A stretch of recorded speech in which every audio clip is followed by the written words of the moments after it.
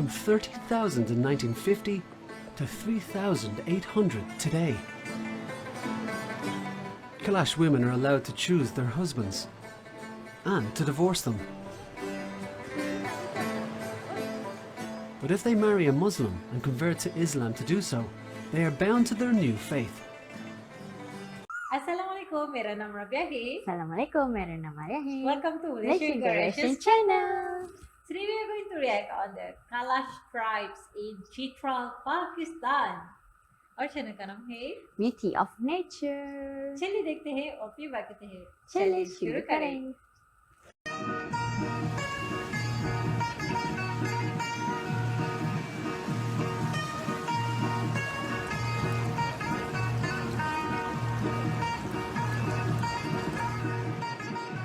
In northwestern Pakistan, close to the Afghan border, the Kalash people are struggling to preserve their centuries-old culture. Once they inhabited large portions of the Hindu Kush, deep into today's Afghanistan. Today there are only around 4,000 Kalash left. They live in 3 picturesque valleys in the Pakistani province of Khyber Pakhtunkhwa. The Kalash are facing an uncertain future. In predominantly Muslim Pakistan, the survival of their traditions hangs in the balance.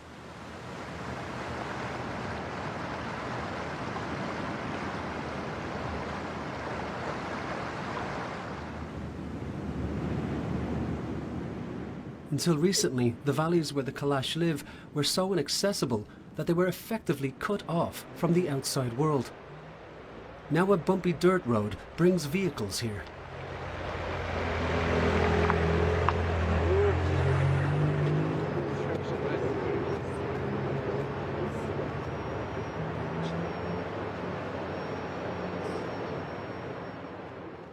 For centuries, the remote location of the Bumbaret, Rumbur and Barir valleys preserved the local Kalash from the fate suffered by other members of their faith.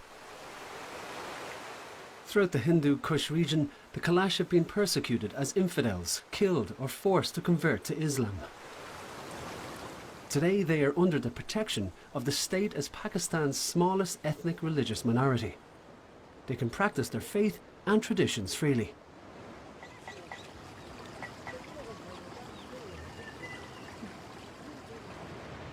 Unlike the monotheistic Muslims surrounding them, the Kalash adhere to ancient Indo-European polytheistic beliefs in harmony with nature.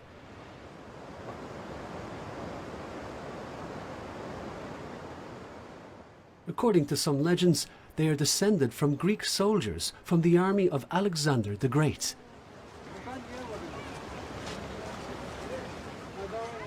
Life in the valleys has changed greatly in recent years. The Kalash are no longer isolated. And now they face the question of how to preserve their culture in a time of radical upheaval. The new connection to the outside world has not only enabled Islam to move into the valleys. Modern civilization is also encroaching on the villages. The streets are filled with commercial activity. Television, the internet and smartphones are widespread. Evidence of how the original way of life is gradually changing. At the state-run girls' school in Bumbaret, 17-year-old Persa Keela is about to graduate. And she is facing big challenges. She wants to study at a college for which she will have to leave her native village.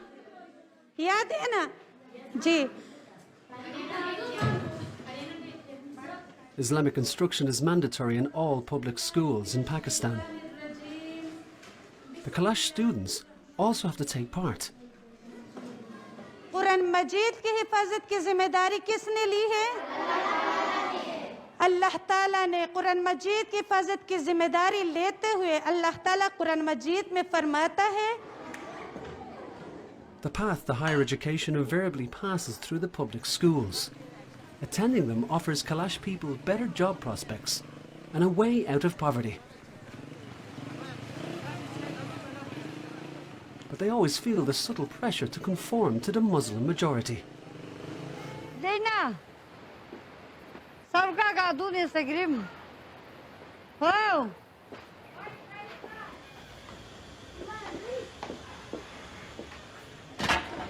In Persekila's house, it's time to prepare the evening meal.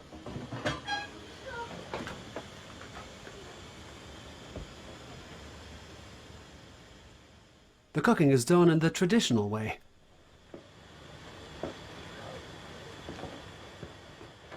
Every meal is accompanied by flatbread made from corn or wheat. Both are grown in the valley.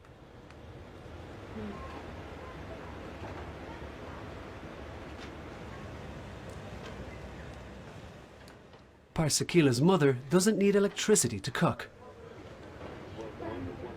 But her brother does, to watch television.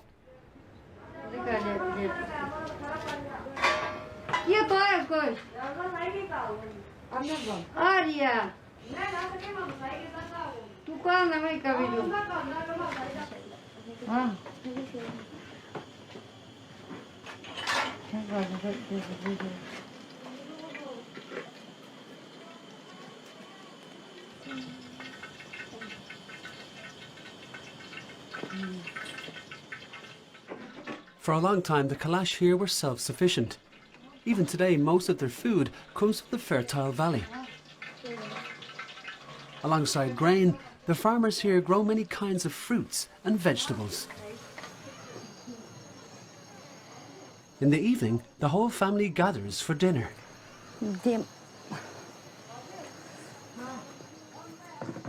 Persekila and her siblings have spent the day in school. Their parents worked in the field and took care of the family business.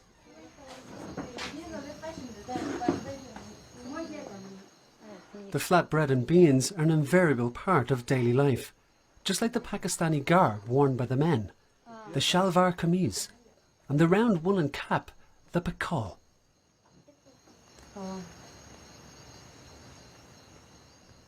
The women still wear brilliantly embroidered dresses and the customary susut headdress.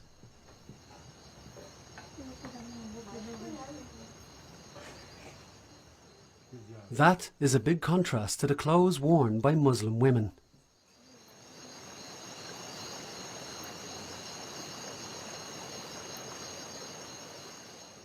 The animistic beliefs of the Kalash are not part of an organized religion. Their faith is neither books nor buildings. Without holy scriptures, mosques, churches or temples, the Kalash are guided by the signs and rhythms of nature.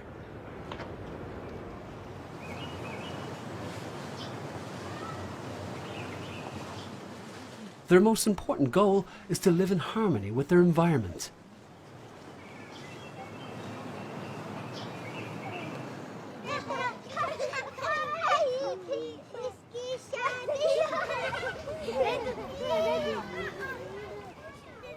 One woman who has managed to hold on to her Kalash culture and complete studies at university is Syed Gul. The archaeologist navigates between two worlds, that of the Kalash and Muslim society. She researches her own culture and hopes to raise public awareness about it. She sees that as an important step in bolstering the rights of the Kalash. But the developments in Bumbaret have also left their mark on Syed Gul's own family. Her younger sister Maya recently converted to Islam. So far, she is the only Muslim among the 7 children.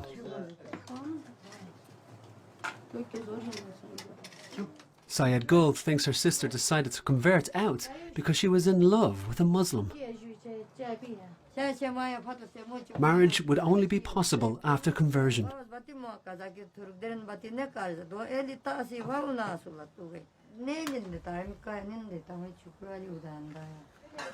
Gigi. 20-year-old Maya won't talk with her family about her reasons.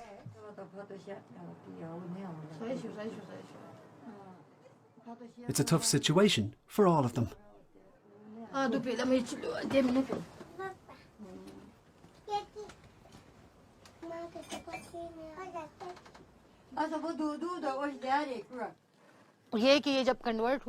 Our parents were very alarmed when she converted. But she can be a good person as a Muslim too, so it's all right. It's her decision. The most important thing is that she's a good person.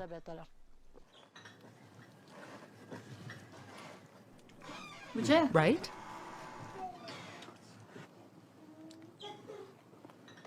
बचपन के culture में dress As a Muslim, और कुछ नहीं I miss Kalash clothing.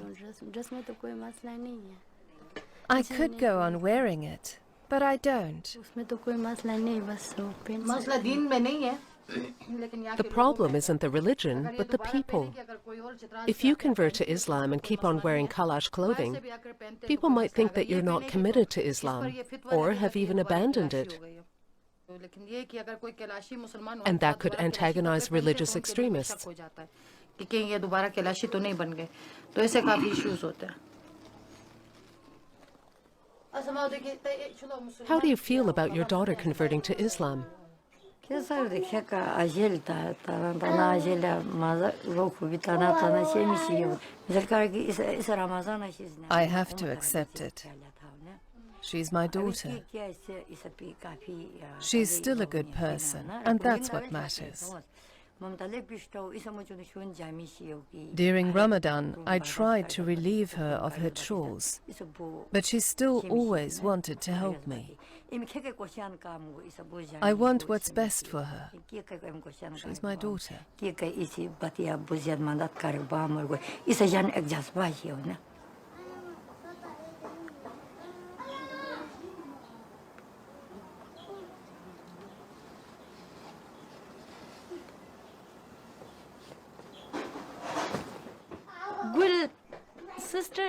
Gul, my sister, is disappointed in me. She's more than my big sister. She's also like a mother and a father for me.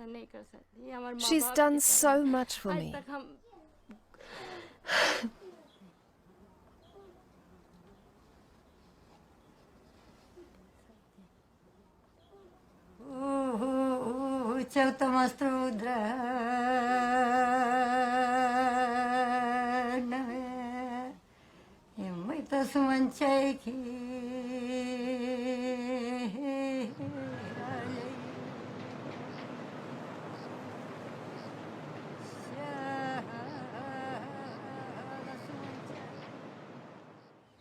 The Kalash Museum in Bumbaret was founded with the help of a Greek NGO. Alongside the exhibition rooms, it houses a library and a primary school for Kalash children. Syed Gul comes here often. Our population isn't growing like it should be. Many people talk about forced conversion, but this pressure isn't so easy to define. So what kind of pressure is it? It happens in an indirect way. On the one hand, there aren't many of us, and our children are influenced in school.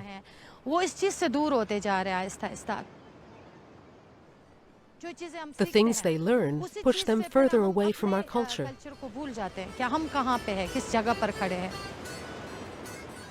Like Maya, more and more young Kalash are converting to Islam. That is why the numbers have been continuously dwindling. From 30,000 in 1950 to 3,800 today. Kalash women are allowed to choose their husbands and to divorce them. But if they marry a Muslim and convert to Islam to do so, they are bound to their new faith. Conversion to Islam is a step that can't be reversed.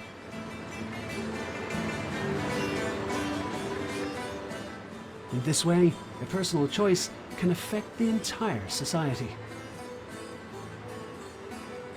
And the few Kalash who remain bear the responsibility of preserving their culture. The weather in the valley is ideal for a hair wash in the river, using what nature has given them.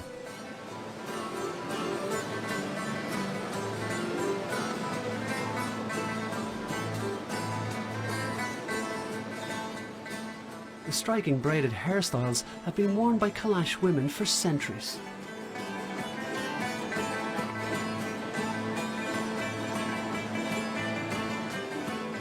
The colourful handmade bead necklaces also have a long tradition. They weigh up to several kilograms and are worn by women of all ages. The number of chains increases as a woman grows older.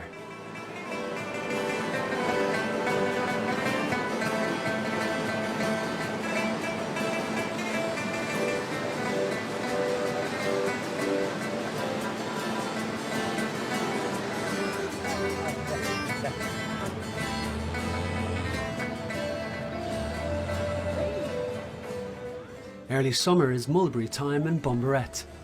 The sweet fruits ripen almost all at once. Everyone pitches in to harvest them and dry and store them for the long winter to come.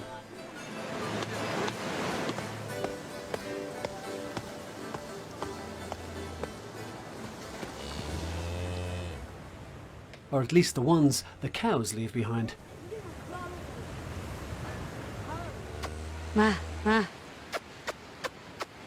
Mai.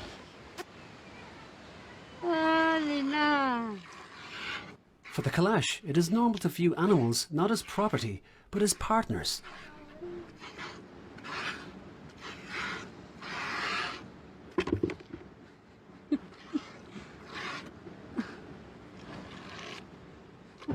Persekila's mother uses the fresh milk to make cheese, butter and ghee.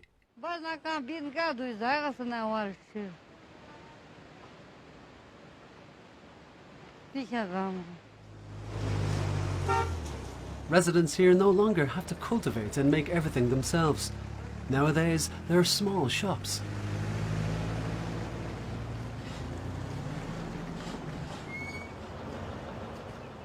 The roads may be bad, but they enable traders to come here to sell their goods.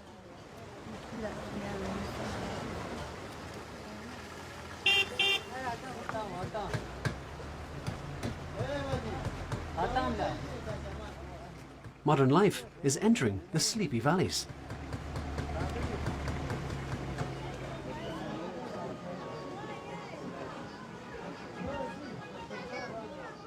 And rapidly growing tourism is bringing many changes for the Kalash. But it's also opening up new business opportunities.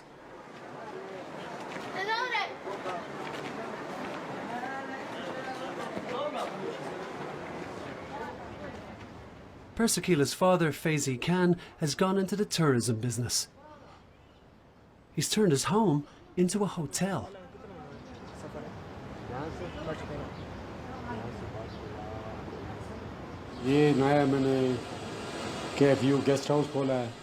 We run the hotel as a family. That earns us some money to pay for our children's education. There aren't many other opportunities here. There's no industry in the valley, meaning no jobs. The tourists only come during 2 or 3 months of the year. No one comes in the wintertime. But tourism at least gives us a small income. Persekila and her mother also profit from that. I don't like the tourists. They come here in the summer holidays for our festivals. We don't have walls or fences around our houses, so they just walk right in and take pictures. I don't like that.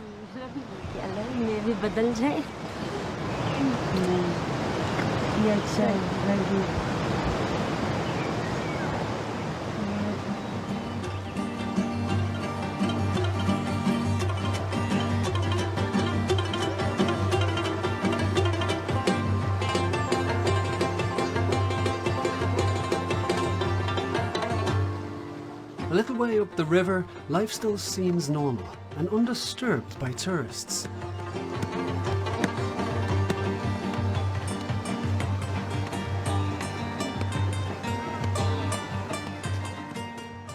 Gulzina lives here with her family. The 14-year-old student faces the same questions most young Kalash do. Should she follow in her mother's footsteps and care for the family, the household and the fields? Or should she leave the valley and go out into the world?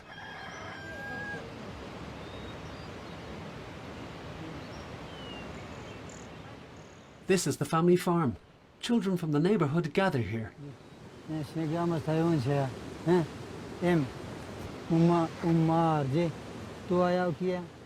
Gul Zina's father, Shire Alem, is a teacher.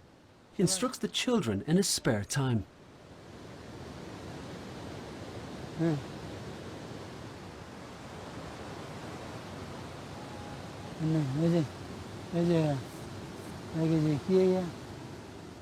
Patiently, he teaches them reading, writing and English.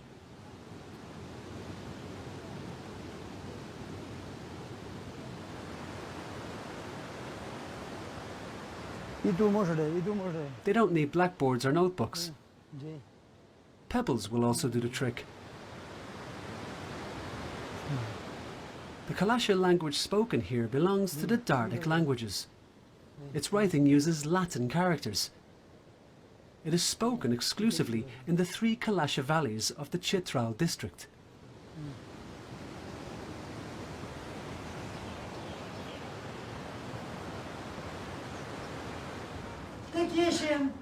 Kalash culture and language are on the curriculum of this state-funded primary school. But only a few places are available. The other children have to attend the public Islamic schools.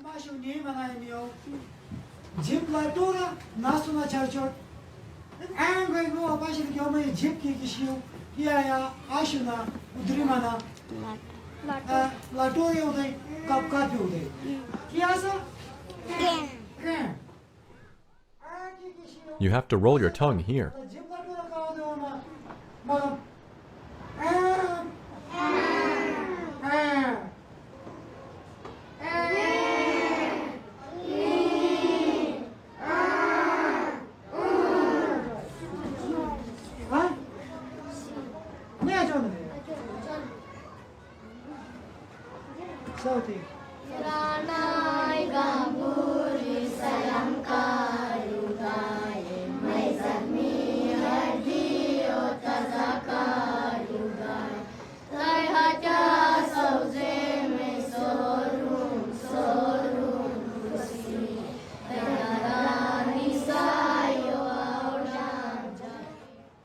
In contrast to the Islamic schools, the Kalash classes are mixed gender. The boys and girls learn together. After graduating from primary school, all the children move onto the public secondary schools. They have separate classes for boys and girls and follow the Islamic curriculum. Education is so important. If the children want to get an education, they have to go to other towns. There they will come into contact with other cultures, and they may adapt to them. But the culture doesn't die out. It improves. And it changes through contact with the outside world. If someone wears shorts, for instance, the other children might find that practical and start wearing shorts too. Changes will come. If we have education, it improves our culture too. Our children will learn that they have a choice. Education shows them the way. It is the light.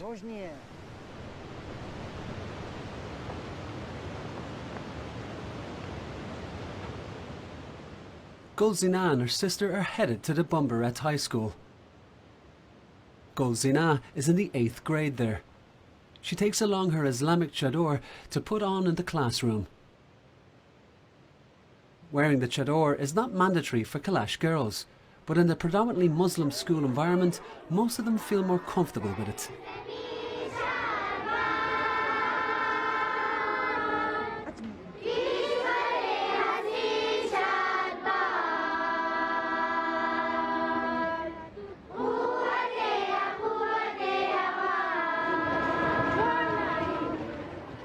Gul Zina takes her attendance at the Islamic school in stride. She knows that attending public school is the only way she can get an education. She knows that the school is financed by the Islamic State.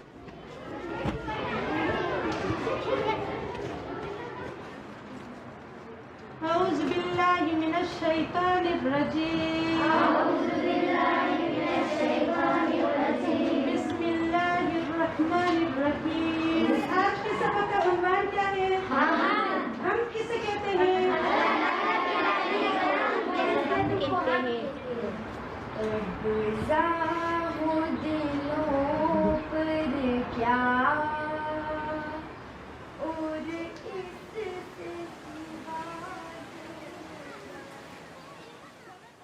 Gulzina doesn't question the Islamic educational system. She hopes to benefit from it as much as possible. Her parents support her in that. They see a good education as the basis of a life with prospects for the future.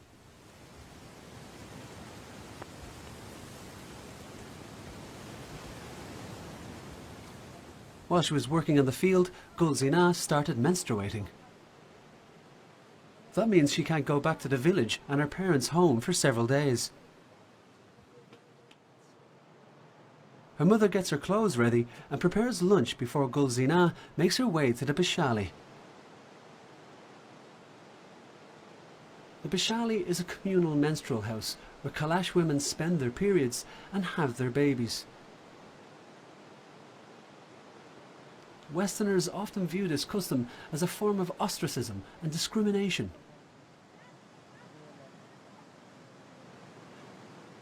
But within the Kalash value system, it is a holy place. The Bishali enjoys a very high status. Bye-bye, Nisha. Bye-bye. Pa kayo pa. The Kalash divide the world into the categories Anjeshta and Pragata.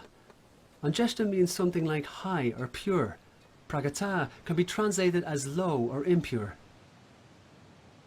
But these are not value judgments as they might be in other religions. For example, the fields are denoted Pragata or impure, yet they are the source of life and thus have the highest value for the Kalash. Women are also Pragata, but at the same time are seen as the source of creation. The high-low dualism serves as orientation for the Kalash, a way of organising everyday life. It is not a division into good and bad.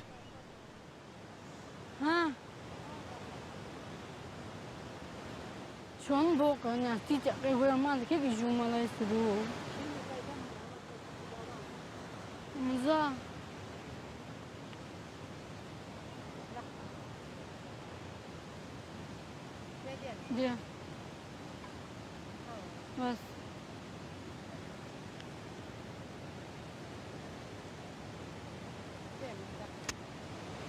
बस जा रहे हैं वो नीचे जगह उछिंदे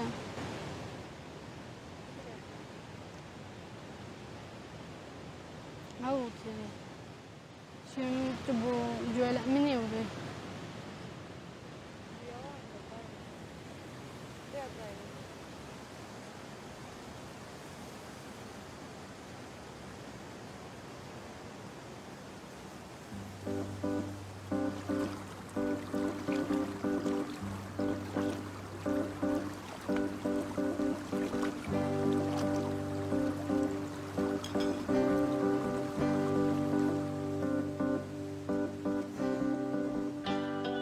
On our way to the Bishali, Gulzina is not allowed to cross the upper part of the village.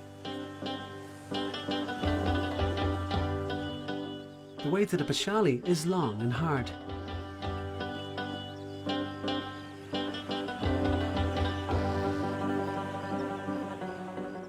She makes a detour around the village, keeping as far from other people as possible.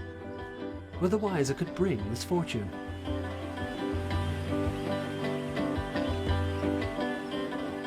There are few records on the origins and development of Kalash culture. The Kalash people have no history books or written traditions. All their cultural knowledge is passed down orally from generation to generation. In a country like Pakistan, the relative gender equality in Kalash society is something special. Women are highly regarded.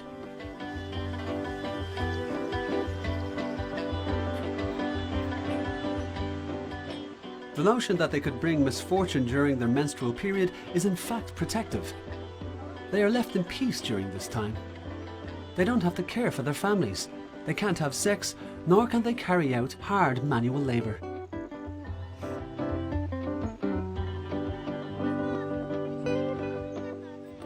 The Bishali is the place where everyone here was born, so it's no wonder that the Kalash lovingly refer to it as the source of creation.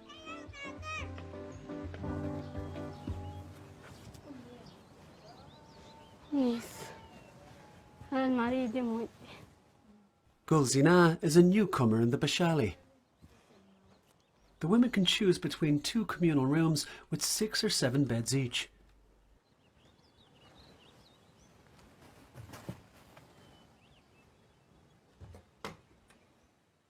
A Bishali is always outside the village, but is one of the most important places for village society.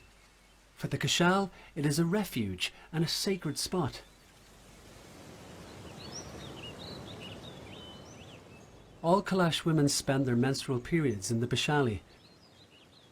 Pregnant women come here to give birth and remain in the Bishali for around 30 days after their babies are born. They often have their young children with them, boys and girls.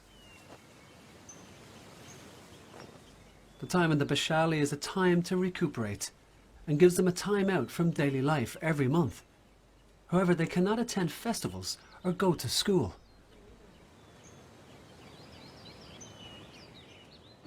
They don't have to cook for themselves. Their families bring their meals and leave them in front of the Bishali.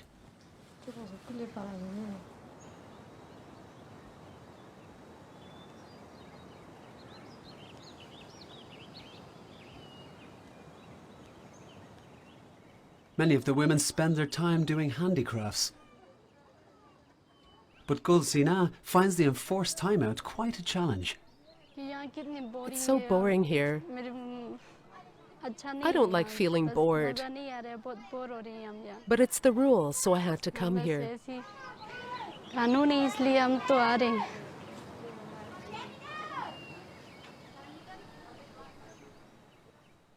I like playing football.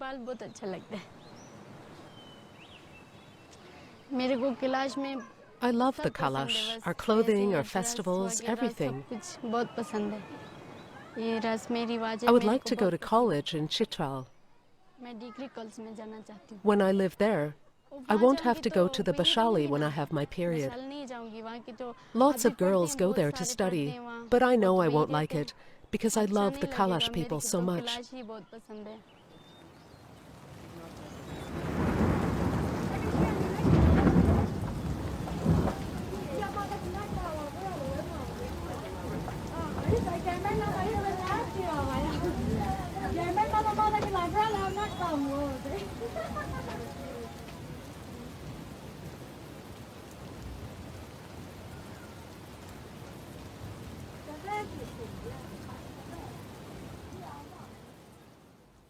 Whether it's a woman's menstrual cycle, the seasons of the year, or a sudden weather change, for centuries the Kalash have organised their lives and their rituals in accordance with the laws of nature. How much of that will the younger generation carry on in the future?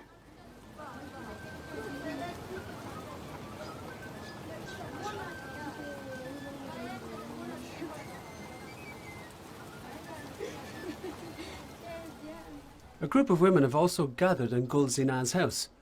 A mother, Dr. Gul, has her friends over for afternoon tea. We should think about what the Bishali means to us women.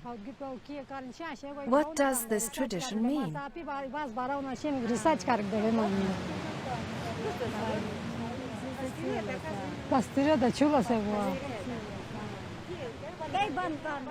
A few days of rest before you go back home. Even the older women who no longer go to the Bishali meet up regularly. The conversations range from reflections on culture to everyday topics. What are the children doing? What's cooking? And who brought which baked goods?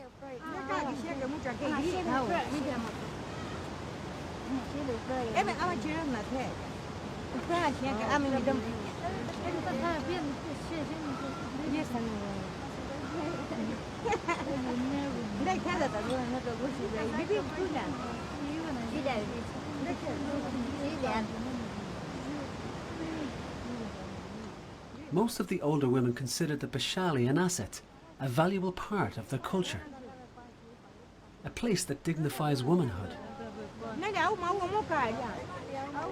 But the Bashali can also be seen as a form of repression. The obligatory stay there also denies menstruating women a role in the normal life of the community.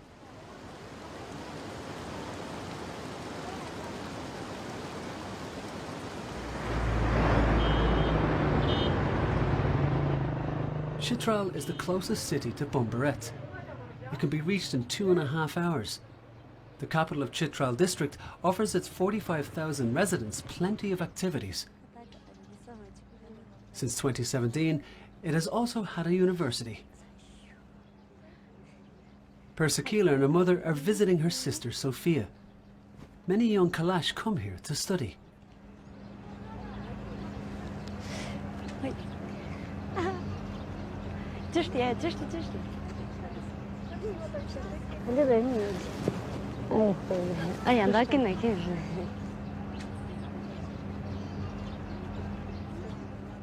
The new university is seen as a driver of economic growth in the region and a way of lifting people out of poverty.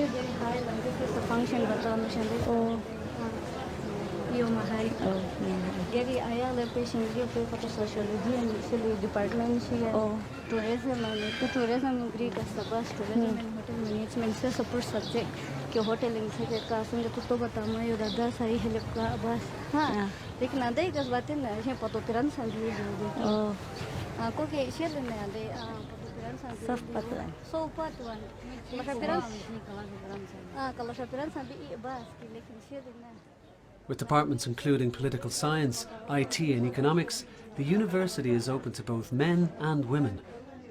But in the small cafeteria, there is strict gender segregation.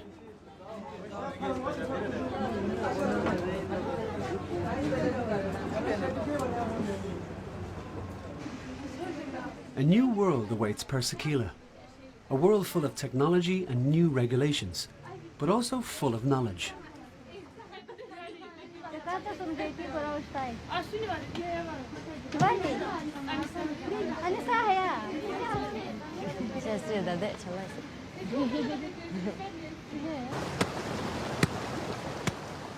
What impact will that new world have on Kalash culture? So many women are wearing the chador.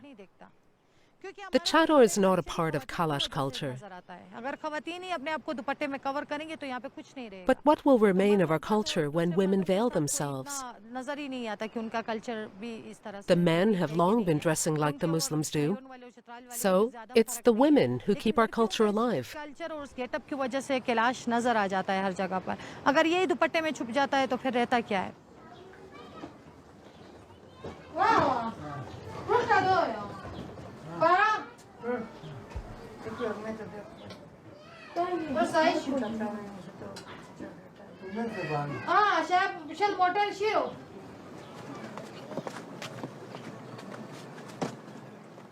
After the short visit in her home village, Sayed Gul is returning to her work at the university.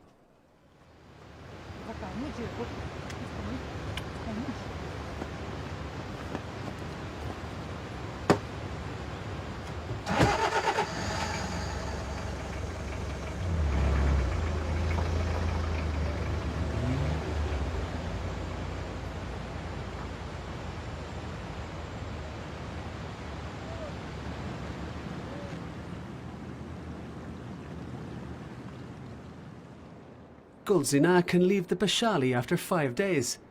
She's glad to be going back to her home and to school. Finally, back to normal life.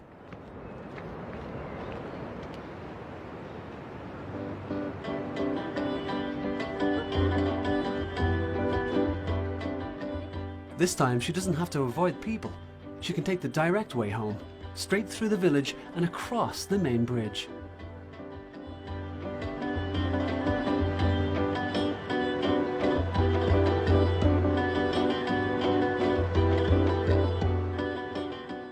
Will the Kalash women continue to take this way through their untouched valley in the future? Or will camping grounds and hotels spring up on the banks of the river? Will camera-wielding tourists intrude on the Kalash on their fields? At the same time, the interest tourists are taking in this remote region is also an opportunity. They come here to experience a unique culture. Perhaps that will give it a chance of survival.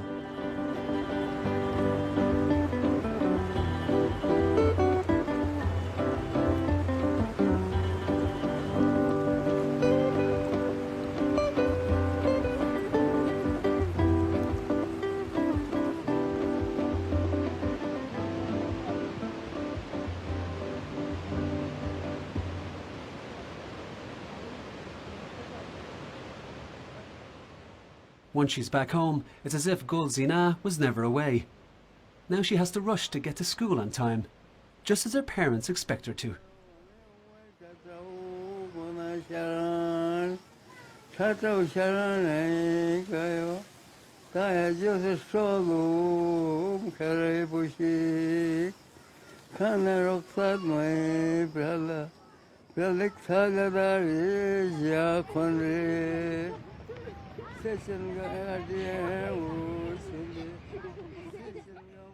Many young Kalash love the freedom their small world offers them. They are determined to preserve their culture. But they also know that they must not miss the boat when it comes to progress, and that they will have to prepare for drastic changes.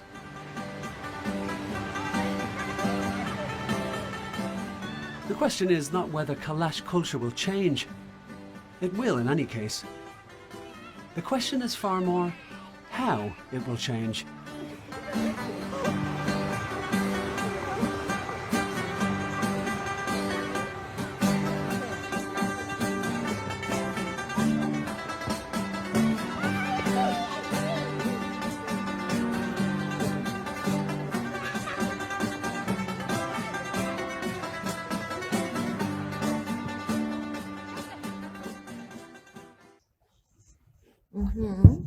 Wow, it's a unique culture. It's good to know. Kalash people, they are not Muslims, but they have belief on the nature, weather. Yeah, it's good to know. And their clothes, traditional clothes, are similar with Sabah clothes in Malaysia. Yeah, all right. So guys, we enjoyed this video. Yes, this is long video. It's documentary. You can see our eyes. Yeah, it's a bit sleepy, but inshallah, when we visit Pakistan, we want to visit these Kalash tribes. We want to experience the community, the culture. Okay, thank you so much for your suggestion. If you like this video, please share with your family members and friends. Don't forget to share it on your social media as well. Please subscribe our channel Malaysian Girl Reactions and follow our Facebook, Twitter, Instagram, and also TikTok Malaysian Girl Reactions. Thank you so much. Till next time. Assalamualaikum warahmatullahi wabarakatuh.